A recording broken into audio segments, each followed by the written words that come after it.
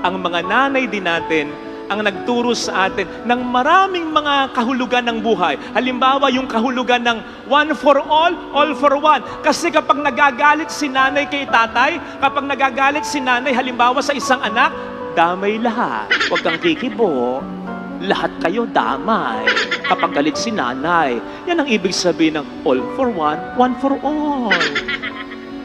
Pero mas palalimin natin, sa kabila ng mga kapintasan ng mga nanay natin, ang ating mga nanay ay nandyan lagi para sa atin. Inalagaan ka lang naman ng nanay mo ng 9 na buwan sa kanyang sinapupunan. Idagdag mo pa yung 3 taon, 4 na taon na kinarga kanya sa kanyang mga braso at kamay. Kapatid, hindi ganun kadali yon.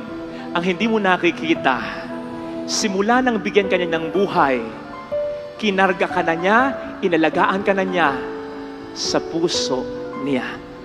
Yun ay panghabang buhay na.